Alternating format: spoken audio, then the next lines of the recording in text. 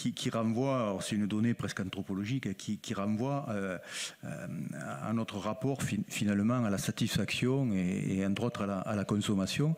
Ça me paraît intéressant d'abord. Et ma question c'était, voilà, est-ce que vous avez des propositions par rapport à ça? Je sais que vous en avez une, c'est que vous appelez le contraire de l'écologie punitive, hein, pour faire des choses qui satisfont et qui vont dans le bon sens, dans le sens recherché.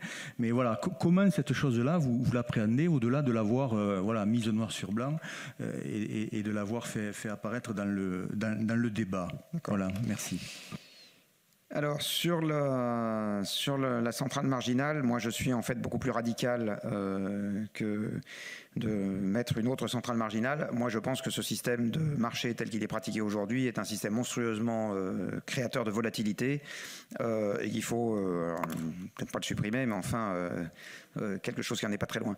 Il y avait en France à une époque un système qui marchait très bien, qui était un système de prix encadré, dans lequel le prix reflétait la moyenne des coûts de production par plage horaire. Moi, je serais tout à fait partisan que l'essentiel du système revienne à ça. D'accord. Mais on est dans un contexte européen quand même, ça ne vous a pas échappé donc... Alors, dans un système qui est aux mailles de la plaque de l'interconnexion réelle. Sauf que l'interconnexion, elle est réelle pour la fréquence, elle n'est pas vraiment réelle pour les volumes. Mais ça, c'est la physique. Après, il y a des principes de concurrence, de libre marché, etc. Justement, quand la Commission a décidé que l'électricité était un bien ordinaire, je pense qu'elle s'est mis le doigt dans l'œil assez profondément, parce que l'électricité n'est pas un bien ordinaire. C'est pas un bien substituable pour commencer, je l'ai dit avant que vous arriviez.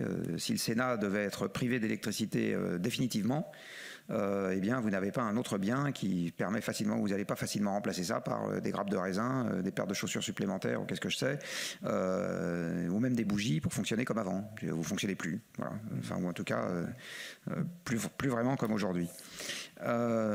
Donc je pense qu'il y a eu une erreur fondamentale d'appréciation sur ce qu'est vraiment l'électricité quand ce marché a été mis en place et que moi je suis partisan d'un détricotage significatif du système et en tout cas je suis partisan d'une vision qui consisterait à repartir de la physique justement. Alors quand je suis partisan d'eux, ça ne veut pas dire que ça va arriver demain matin, mais je veux dire c'est dans cette direction qu'il faudrait aller.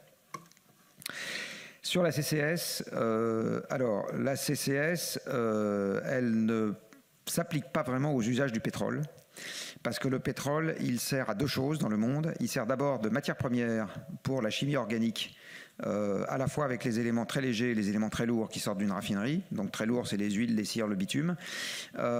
Tout ça n'est pas brûlé, tout ça a d'autres usages. Et le naphtha, c'est-à-dire la fraction la plus légère de la distillation, enfin du raffinage, qui sert à faire des fibres synthétiques, enfin du plastique et des fibres synthétiques. Bon. Là-dessus, il n'y a pas de sujet de CCS.